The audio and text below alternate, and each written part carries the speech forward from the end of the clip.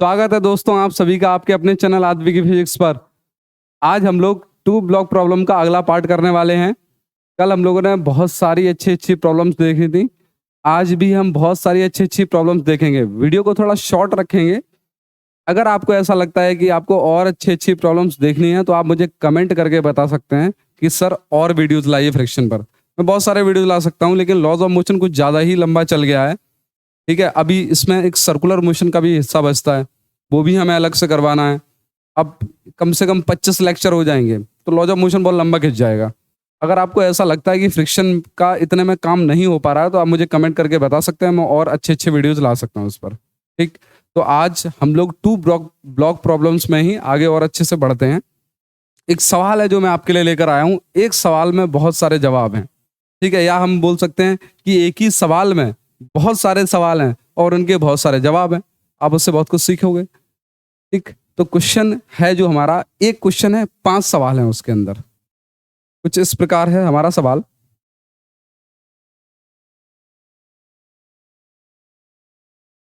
ये हमारे पास एक सरफेस है और इस सरफेस के ऊपर एक 20 किलो का डब्बा रखा हुआ है। इसको ब्लॉक ए बोल दिया और इसके ऊपर एक 10 किलो का डब्बा रखा हुआ है। इसको ब्लॉक बी बोल दिया। ए वाला ब्लॉक 20 किलो का है, बी वाला ब्लॉक 10 किलो का है। ठीक है, आपसे ये बोला गया है कि इस सरफेस के बीच में जो फ्रिक्शन कोफिशिएंट है वो 0.3 है। यहां पर लगने वाला फोर्स है 120 न्यूटन और यहां पर एक फोर्स लग रहा है एफ। ये वेरिएबल फोर्सेस के बारे में हमें कुछ पता नहीं है, बस जो सवाल है उनके हिसाब से हम फोर्स के बारे में बताएंगे। ठीक है, तो पहला सवाल आपका क्या है कि find acceleration of both the blocks if f equals to 0. Find minimum value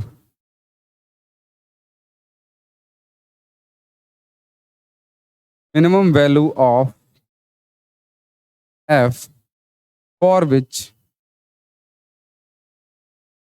both block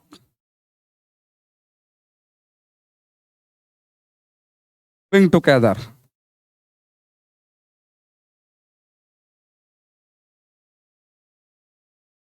कम से कम वो फोर्स की क्या वैल्यू होगी जिस में दोनों डब्बे क्या हो जाएं, साथ में मूव कर जाएं। तीसरा सवाल आपसे क्या किया गया है, find value of f for which there is no friction between the blocks. चौथा सवाल देखो, तीसरा सवाल क्या किया गया है कि अगर इन दोनों के बीच में फ्रिक्शन ही 0 हो जाए, हमें वो फोर्स की वैल्यू बतानी है, एफ की वो वैल्यू बतानी है। चौथा सवाल देखो क्या है आपका, find maximum value of F for which both blocks moving together. हमें वो फोर्स की वैल्यू बतानी है जिस फोर्स पे दोनों डब्बे क्या हो, साथ में मूव कर जाएं। पांचवा जो सवाल है आपके पास वो क्या है, find acceleration of the blocks if F equals to 370 Newton. सारे सवाल आपके समझ में आए? 5 सवाल हैं देखा जाए। ठीक है, लेकिन सवाल एक ही है क्योंकि हमारे पास सिस्टम एक ही है। ठीक है, उसमें आपसे 5 सवाल पूछ ले गए हैं कि क्या क्या कहानी होगी। पहला क्या है, find acceleration of both the blocks if f बराबर 0। जब ये f क्या हो जाए, 0 हो जाए, तब दोनों ब्लॉक्स का आपको एक्सेलरेशन बताना है, कोई दिक्कत नहीं। दूसरा क्या है, find minimum value of f for which both block moving together. आपको इस f की मिनिमम वैल्यू बतानी है जब दोनों डब्बे साथ में मूव करें। तीसरा क्या है, find value of f for which there is no friction between the block. आपको फोर्स की वो वैल्यू बतानी है जब दोनों डब्बे साथ में मूव कर जाएं। चौथा सवाल क्या है, find maximum value of F for which both the blocks moving together. इस एफ की मैक्सिमम वैल्यू बतानी है जब दोनों डब्बे साथ में मूव कर जाएं। और पांचवा क्या है, find acceleration of the blocks if F equals to 370 newton. ठीक है, तो पहले सवाल से ये हम उठाते हैं, क्या find the acceleration of the blocks if F equals to 0। तो फ्री बॉडी डायग्राम बनाते हैं। ये हमारे पास 10 kg वाले का फ्री बॉडी डायग्राम है। 120 न्यूटन आग लग रहा है, पहला केस 1 है,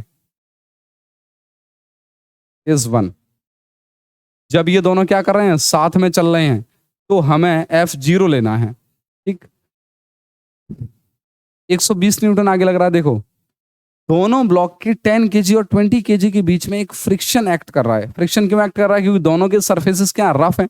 अगर ये डब्बा आगे जाएगा तो उसमें फ्रिक्शन कहाँ लगेगा, पीछे ही तो लगेगा, और वो काइनेटिक लगेगा। F के equals to mu into N, ये n है और ये क्या है, 10g है। म्यू कितना हमारे पास, 0.3 इंटू 10g।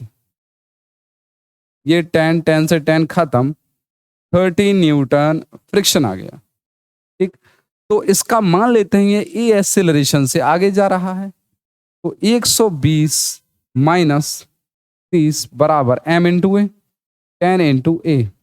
ये क्या हो गया आपके पास, नेट फोर्स F नेट।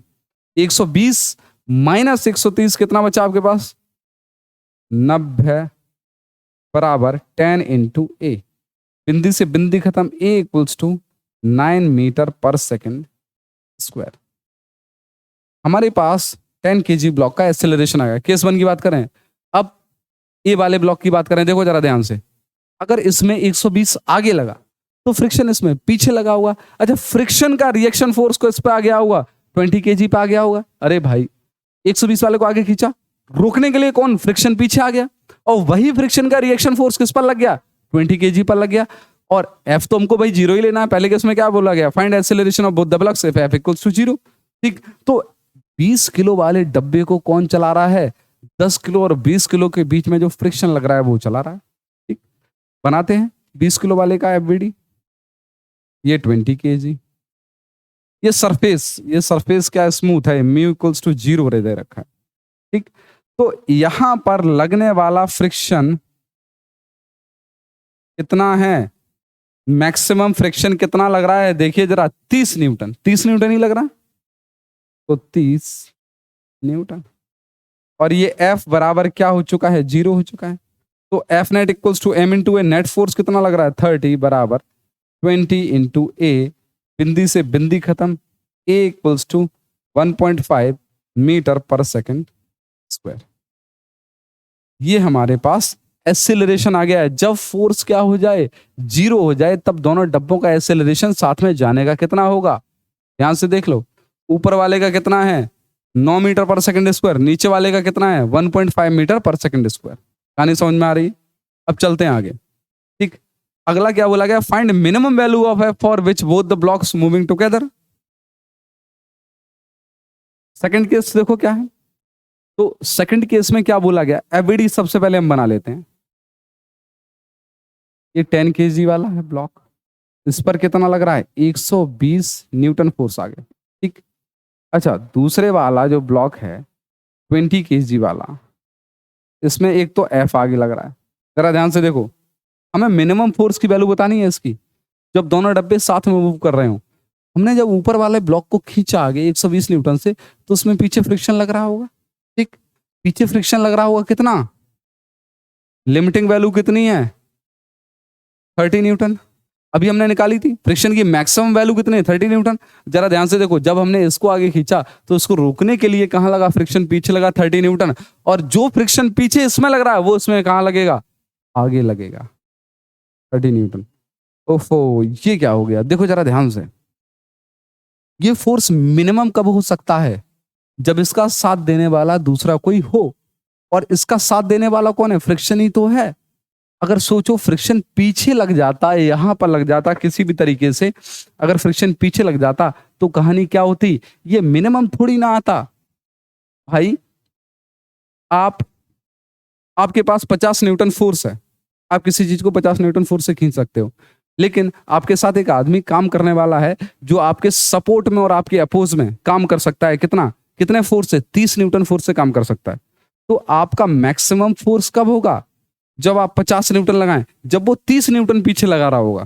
भाई अपोजिट में वो आपके काम करेगा, तभी तो आपको मैक्सिमम लगाना पड़ेगा। लेकिन आपको मिनिमम कब लगाना पड़ेगा? जब वो आपके साथ में काम कर रहा हो। भाई 4 मजदूर एक काम को जल्दी खत्म करेंगे और 2 मजदूर एक काम को देर में खत्म करेंगे। वही कहानी ये है कि यहाँ पर जो फ्रिक्शन फोर्स है वो मजदूर आदमी है इस समय। भाई इसको मिनिमम होना है तो फ्रिक्शन इसी के साथ लग जाएगा और काम करने लगेगा। आप खुद सोचो, 120 न्यूटन से इसको आगे खींचा तो फ्रिक्शन इसमें पीछे लग रहा है, इसी का रिएक्शन फोर्स इसमें आगे लग गया 30 न्यूटन। किसके साथ? एफ के साथ, ताकि एफ को क्या हो जाए? एफ मिनिमम हो जाए, अपनी कम से कम वैल्यू ले। निकाल लेते हैं एक्सेलरेशन, क्या दिक्कत है? निकालो। मान लेते हैं ये ए एक्सेलरेशन से मूव कर रहा है, मान लेते हैं ये बी एक्सेलरेशन से मूव कर रहा है। दोनों इक्वेशन पहले वाले ब्लॉक पे इक्वेशन लगाएंगे तो 120 माइनस 30 बराबर 10 गुणा ए। पहली इक्वेशन इस पे लगाओ, 30 प्लस एफ इक्वल्स टू 20 गुणा ए। ये सेकंड इक्वेशन। जब इसमें हमने लगाया तो ए बराबर कितना आ गया हमारे पास? ए इक्वल्स टू 120 माइनस 30 90/10 9 मीटर पर सेकंड स्क्वायर। ठीक, अब यही एक्सेलरेशन की हम वैल्यू कहाँ रखेंगे? यहाँ पर रखेंगे। ठीक, तो 30 प्लस एफ बराबर 20 गुणा 9, तो 30 प्लस एफ बराबर 180, एफ बराबर 180 माइनस 30 बराबर 150 न्यूटन। भाई खुद सोचिए, अगर ये मिनिमम होगा तो जो लिमिटिंग फ्रिक्शन है वो पूरा काम कर रहा होगा और दोनों डब्बे एक ही साथ एक्सेलरेशन से मूव कर रहे होंगे। अब ये चीज समझिए, दोनों डब्बे एक ही साथ एक्सेलरेशन से मूव कर रहे होंगे अगर ये मिनिमम होगा तो।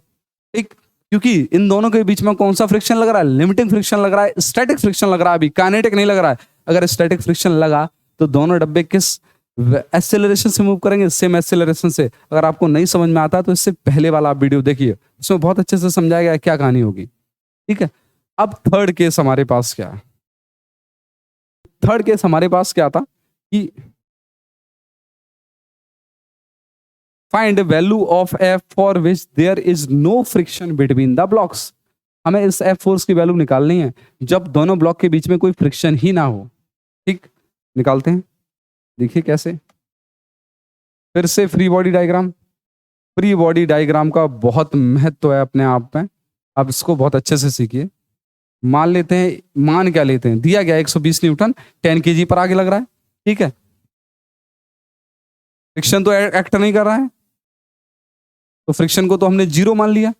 दोनों डब्बे एक साथ मूव कर रहे हैं, फ्रिक्शन लग ही नहीं रहा है इन दोनों डब्बों में, तो इसको एफ घसीट रहा आगे। ठीक, अच्छा 120 बराबर 10 इंटू ए, ये बराबर क्या आ गया? 12 मीटर पर सेकेंड स्क्वायर। भाई 120 से ही खींचे जा रहा है, फ्रिक्शन तो है ही नहीं। ठीक है, फ्रिक्शन नहीं है तो इसका एक्सेलरेशन कितना होगा? 12 मीटर पर सेकेंड स्क्वायर। अब देखिए इसका एक्सेलरेशन क्या होगा? एफ बराबर एम इंटू ए, 20 इंटू ए। ठीक, ए हमारे पास कितना है? 12। ठीक, एफ बराबर 20 गुणा 12, 12 दूनी 24, 240 न्यूटन। मतलब अगर हम एफ को 240 न्यूटन लगाएं तब तक इन दोनों ब्लॉक्स के बीच में कोई फ्रिक्शन काम नहीं करेगा। तब तक क्या उस फोर्स पे कोई फ्रिक्शन काम नहीं करेगा जब हमने एफ बराबर 240 न्यूटन लगा दिया। एक कोई फ्रिक्शन इन दोनों ब्लॉक्स के बीच में काम नहीं कर रहा है, मतलब इन दोनों ब्लॉक्स के बीच में कोई रिलेटिव मोशन ही नहीं हो रहा है। अगर रिलेटिव मोशन नहीं हो रहा तो फ्रिक्शन का काम ही क्या है? कहानी आपको समझ में आ रही है? इस समय कोई फ्रिक्शन नहीं है इन दोनों के बीच में, इसी कारण से एफ कितना हो रहा है? 240, या फिर हम बोल सकते हैं कि 240 न्यूटन पे कोई फ्रिक्शन नहीं काम करेगा। चौथा हमारे पास केस क्या है? चौथा हमारे पास देखिए केस क्या है? Find maximum value of F for which both the blocks moving together. ठीक, हमें इस एफ की मैक्सिमम वैल्यू निकालनी है जब दोनों डब्बे साथ में चलें। फिर से फ्री बॉडी डायग्राम, ये 10 केजी, आगे कितना लग रहा है? 120 न्यूटन। ये 20 केजी, आगे कितना लग रहा है? एफ। अब जरा देखिए समझिए, इसकी मैक्सिमम वैल्यू निकालनी है, हमने इसे बहुत ताकत से खींच दिया, इस तरीके से बहुत ताकत से इसे पीछे खींच दिया। जब इसको हम बहुत ताकत से खींचेंगे तो उसके रिस्पेक्ट में ये डब्बा कहाँ जाएगा, पीछे जाएगा। तो इस पर फ्रिक्शन कहाँ लगेगा, आगे लगेगा। इस पर फ्रिक्शन लिमिटिंग कितना लग सकता है, F equals to F limiting 30 newton. अगर इस पर फ्रिक्शन आगे लगा तो इस पर फ्रिक्शन कहाँ लगेगा, पीछे लगेगा, कितना, 30 न्यूटन। आप इस चीज को समझ रहे हैं, फ्रिक्शन ने अपनी लिमिटिंग वैल्यू ले ली, मैक्सिमम औकात लगा ली आपस में साथ चलने के लिए। और कितनी औकात लगा सकता है, 30 न्यूटन ही लगा सकता है। जब इसको हमने आगे खींचा इस तरीके से तो ये डब्बा कहाँ गया, पीछे गया। पीछे गया तो फ्रिक्शन इसको रोकने के लिए आगे लग गया 30 न्यूटन। और इसी का रिएक्शन फोर्स कहाँ गया, ये आ गया 30 न्यूटन। ठीक, निकाल दो ऊपर वाले को, पहले निकालो। 120 प्लस 30 इक्वल्स टू 10 इंटू ए। 120 प्लस 30 150/10 बराबर ए। बिंदी से बिंदी खत्म, ए बराबर 15 मीटर पर सेकंड स्क्वायर। एक्सीलरेशन आ गया 15। मान लेते हैं ए एक्सीलरेशन से आगे मूव कर रहा है तो F माइनस 30 और ए कितना है, 15 ही तो होगा। दोनों साथ में मूव करेंगे भाई। अभी भी कौन सा लग रहा है, लिमिटिंग फ्रिक्शन ही तो लग रहा है दोनों के बीच में। तो F minus 30 equals to M into A, 20 into A कितना है 15। तो F बराबर 300 प्लस 30 इक्वल्स टू 330 न्यूटन। मतलब आप समझिए इस फोर्स तक 330 न्यूटन तक, जब हम इस पर 330 न्यूटन लगाएंगे तो दोनों डब्बे साथ में चलेंगे। और कितने एक्सेलरेशन से चलेंगे, 15 मीटर पर सेकंड स्क्वायर से एक्सेलरेशन से चलेंगे। इससे पहले आपसे क्या पूछा गया था कि मिनिमम वैल्यू बताओ, तब फ्रिक्शन इसको सपोर्ट करने लगा था आगे आकर। जब मैक्सिमम वैल्यू पूछी है तो फ्रिक्शन इसको अपोज कर रहा है।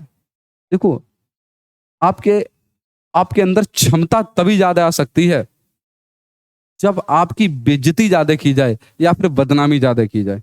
आप ये चीज समझ लो, दिमाग में डाल लो, आपकी क्षमता तभी बढ़ सकती है। आपकी कोई तारीफ करे, आपकी क्षमता कभी नहीं बढ़ती है। हाँ, पॉजिटिविटी थोड़ी अंदर आ जाती है, काम करने की इच्छा करती है। लेकिन आपको अगर कोई ये बोले आपके अंदर क्षमता है, आपको ये कोई बोला यार ये कुछ नहीं कर सकता है, ठीक, तब आपके अंदर ज्यादा एनर्जी आती है कि मैं इसको ये काम करके दिखाऊंगा, चाहे कुछ भी हो जाए, वही काम है।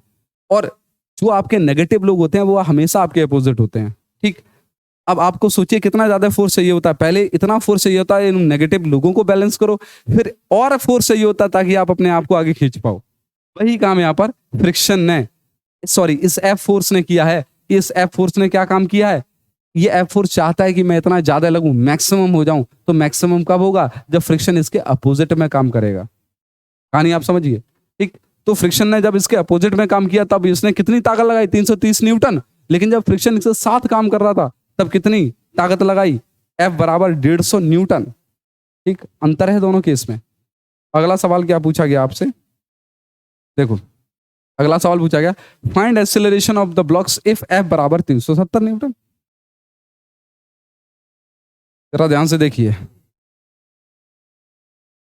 ये हमारे पास 10 kg का ब्लॉक है, इस पर 120 न्यूटन फोर्स आगे लग रहा है, और ये लग रहा है 20 kg का ब्लॉक है और आगे कितना लग रहा है, 370 न्यूटन। जरा समझिए, जब इसको 370 से आगे खींचा, ठीक, उसके रिस्पेक्ट में ये ब्लॉक कहाँ जा रहा होगा, पीछे जा रहा होगा। तो इसको रोकने के लिए फ्रिक्शन कहाँ आ जाएगा, आगे आ जाएगा। और फ्रिक्शन कितना है, 30 न्यूटन। भाई इससे ज्यादा फ्रिक्शन नहीं हो सकता है। अब दोनों ब्लॉक के बीच में स्लिपिंग चालू हो गई। 330 न्यूटन तक कोई स्लिपिंग नहीं थी, ठीक है, लेकिन अब दोनों के बीच में स्लिपिंग चालू हो गई। स्लिपिंग चालू हो गई तो ये डब्बा पीछे जा रहा था, इसको रोकने के लिए फ्रिक्शन आगे लगा, तो इसमें कहाँ लगेगा फ्रिक्शन, पीछे, 30 न्यूटन। बना दो इक्वेशन। मान लिया इसका एक्सेलरेशन A1 है और इसका एक्सेलरेशन A2 है।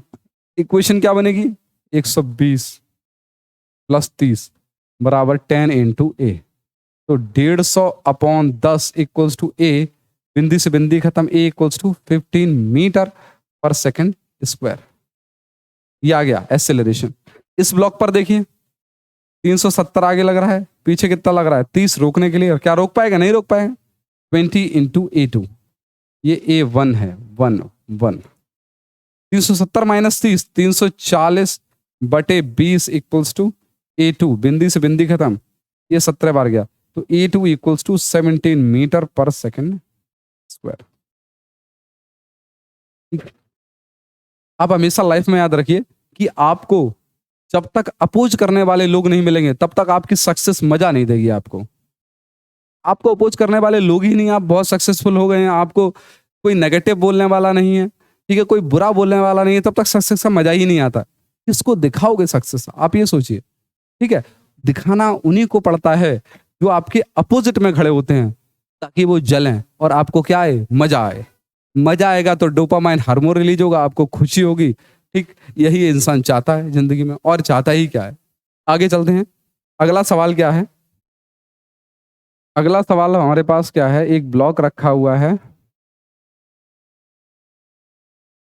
2m kg का, और इस पर एक ब्लॉक छोड़, देखो कोफिशिएंट ऑफ फ्रिक्शन यहाँ पर कितना दे रखा है 0.2, और इस पर एक ब्लॉक छोड़ दिया जाता है m मास का, और उसकी इनिशियल वेलोसिटी है 15 मीटर पर सेकेंड, ठीक है। इनिशियल वेलोसिटी स्क्वायर नहीं है ये, वरना आप स्क्वायर समझ बैठे उसको।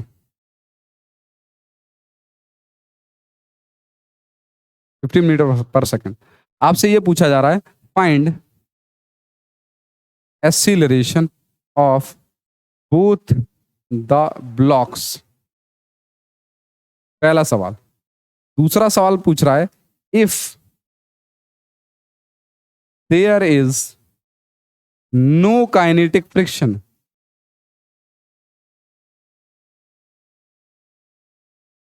If there is no kinetic friction मतलब इनके बीच में कोई काइनेटिक फ्रिक्शन नहीं है, ये दोनों ब्लॉक एक साथ मूव कर रहे हैं, और blocks moving with same velocity,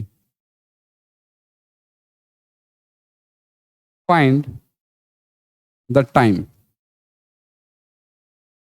ठीक है। आपको वो टाइम बताना है जब दोनों डब्बे सेम वेलोसिटी से एक साथ मूव कर रहे हैं। पहला क्या है, आपको वो एक्सेलरेशन बताना है, ठीक है। Find acceleration of the blocks, आपको सॉरी वो एक्सेलरेशन नहीं, आपको दोनों डब्बों का क्या बताना है, एक्सेलरेशन बताना है, ठीक है। तो सॉल्यूशन देखिए इसका। सबसे पहले एम वाले का हम फ्री बॉडी डायग्राम बनाते हैं। आगे कितना वेलोसिटी दी गई है, E इक्वल्स टू 15 मीटर पर सेकेंड, ठीक है।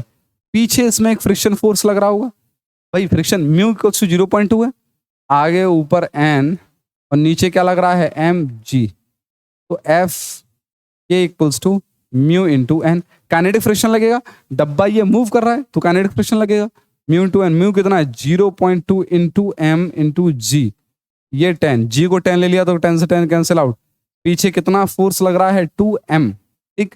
अच्छा देखो, जैसे ही हमने इस ब्लॉक को छोड़ा है इसके ऊपर, इस ब्लॉक के ऊपर, बड़े वाले ब्लॉक के ऊपर, 2m वाले ब्लॉक के ऊपर, तो कहानी क्या होगी, ये आगे वेलोसिटी 15 वाली धीरे धीरे कम होने लगेगी, कम होने लगेगी, कम होने लगेगी। कम क्यों होगी, क्योंकि इनके दोनों के बीच में क्या है, फ्रिक्शन है, और फ्रिक्शन क्या काम करेगा, ये 15 मीटर पर सेकंड की वेलोसिटी को कम करना चालू कर देगा, और कम करके एक टाइम पर क्या कर देगा, रोक देगा इसको। तो आपसे क्या पूछा गया, वही एक्सेलरेशन बताओ, ठीक। तो कोई दिक्कत नहीं, फ्रिक्शन कितना लग रहा है 2m, पीछे रोकने वाला फोर्स कितना लग रहा है 2m, और फोर्स बराबर क्या होता है F net equals to m into a. Net force कितना लग रहा है 2m बराबर m इंटू ए, m से m खत्म, ये बराबर 2 मीटर पर सेकंड स्क्वायर। ये तो आ गया ए, ठीक। अब बनाते हैं 2m kg वाले का। देखो ये 2m है, ठीक। देखो अगर ये डब्बा आगे जा रहा था तो इस पर फ्रिक्शन कहाँ एक्ट कर रहा था, पीछे, और उसी पीछे का रिएक्शन इस 2m वाले ब्लॉक पर कहाँ आ जाएगा, आगे आ जाएगा। और वो काइनेटिक फ्रिक्शन की वैल्यू कितनी है 2m है। जरा ध्यान दीजिए, ये जो 2m है वो इस 2m को क्या कर रहा है, चला रहा है, चलाने की कोशिश कर रहा है, ठीक। देखो मान लिया ये किसी b एक्सेलरेशन से आगे जा रहा है, तो 2m बराबर 2m इंटू ए। ए क्या, ए को हमने b मान लिया था, तो m से m खत्म, b बराबर 1 मीटर पर सेकंड स्क्वायर। तो ऊपर वाला ब्लॉक किससे चल रहा था, 2 से चल रहा था, 2 से रुक रहा था, चल नहीं रहा था। डब्बा तो 15 मीटर पर सेकंड की वेलोसिटी से आगे जा रहा, लेकिन इसमें एक्सेलरेशन कहाँ पीछे है, और ये एक्सेलरेशन क्या, रिटार्डेशन है, वो कितना है 2 मीटर पर सेकंड स्क्वायर, ठीक है। इसको आप लिख सकते हो, ये क्या है, रिटार्डेशन है। बट ये रिटार्डेशन नहीं है, ये असलियत में एक्सेलरेशन है, क्योंकि जो दोनों डब्बों के बीच में फ्रिक्शन फोर्स लग रहा है वही 2m वाले को आगे चलाने की कोशिश कर रहा है। तो ये क्या है? ये है एक्सीलरेशन। दूसरा पार्ट क्या है? If there is no kinetic friction और block moving with same velocity, find this time. इसको दिस लिख लो, फाइंड दिस टाइम आपसे पूछा गया, ठीक है, कोई दिक्कत नहीं। मान लेते हैं दोनों डब्बे सेम वेलोसिटी से मूव करने लग गए, मतलब ऊपर वाले की फाइनल वेलोसिटी क्या हो गई? v हो गई, ठीक है। तो इसमें इक्वेशन क्या लगेगी? v equals to u plus at होती है। मान लिया दोनों ब्लॉक की वेलोसिटी v है, तो ऊपर वाले की सबसे पहले v मान ली, final velocity v equals to u initial कितनी थी 15 माइनस a कितना है 2 इंटू t। ये पहली इक्वेशन, ये सेकंड पार्ट है, ठीक। अच्छा, ये भी डब्बा सेम वेलोसिटी से मूव कर रहा होगा भाई, सेम ही से कर रहा होगा, तो v equals to u plus at इसमें भी लगा सकते हो भाई, ये भी डब्बा सेम वेलोसिटी से मूव कर रहा है ना, तो v equals to u plus at इसमें भी लगा सकते हो। लेकिन देखो, पहले जब इस ब्लॉक को छोड़ा था तो 15 मीटर पर सेकंड वेलोसिटी थी, तब ये डब्बा कहां था? रेस्ट में था, ठीक। तो इनिशियल वेलोसिटी 2m वाले की क्या होगी? 0 होगी। समझिए, ये डब्बा रखा हुआ था रेस्ट में, और ये जो सरफेस था वो क्या था? स्मूथ था, म्यू इक्वल्स टू 0। जैसे ही 15 मीटर पर सेकंड वाला इसके ऊपर डब्बा रखा, तभी तो मूव करना चालू करेगा। इनिशियली ये किसमें था? रेस्ट में था। तो u बराबर क्या मान लोगे? u equals to 0। ये फॉर 2m ब्लॉक के लिए बात कर रहे हैं। अच्छा, फाइनल वेलोसिटी, दोनों डब्बे सेम मूव कर रहे हैं, सेम वेलोसिटी से मूव कर रहे हैं, तो v इक्वल्स टू कितना है? 15 माइनस 2t, ठीक। एक्सीलरेशन इस डब्बे का कितना है? 1 मीटर पर सेकंड स्क्वायर, तो v इक्वल्स टू 1 मीटर पर सेकंड स्क्वायर डाल दो, v equals to u plus at। v कितना है? 15 minus 2t equals to 0 plus 1 into t। ये उधर पहुंच गया तो 15 इक्वल्स टू कितना हो गया? 3t हो गया, 3 5 जा 15, और t इक्वल्स टू कितना आ गया? 5 सेकंड्स। मतलब 5 सेकंड बाद दोनों डब्बे क्या करेंगे? साथ में मूव करेंगे, ठीक। देखिए, बहुत सारे सवाल हो गए हैं फ्रिक्शन पर, ठीक है। अगर आपको ऐसा लगता है कि सवाल कम है या फिर लेक्चर्स कम है, तो आप मुझे कमेंट बॉक्स में बिल्कुल बताइए, मैं और लेक्चर फ्रिक्शन पर आपको बता दूंगा, या फिर बना के डाल दूंगा इस पर बहुत सारे, ठीक है। नंबर ऑफ क्वेश्चन भी बढ़ा दूंगा। लेकिन इतने सारे लेक्चर हो गए हैं हमारे लॉज ऑफ मोशन पे, तो हम जो अगला लेक्चर है वो सर्कुलर मोशन पे स्टार्ट करेंगे, ठीक है। 3-4 लेक्चर उसके होंगे सर्कुलर मोशन के, वो खत्म हो जाएगा। और लॉज ऑफ मोशन पूरा ही जो हमारी एक यूनिट है, जो बहुत ही ज्यादा हम बोल सकते हैं रीढ़ की हड्डी है क्लास 11th की मैकेनिक्स की, ठीक है, वो खत्म कर लेंगे। फिर सर्कुलर मोशन के बाद हम अगली यूनिट पे मूव करेंगे, वर्क, एनर्जी एंड पावर। तो कल हम बात करेंगे, चर्चा करेंगे सर्कुलर मोशन के ऊपर। तब तक के लिए गुड नाइट, सबा खैर, शुभ रात्रि। मिलेंगे कल आपसे इसी समय।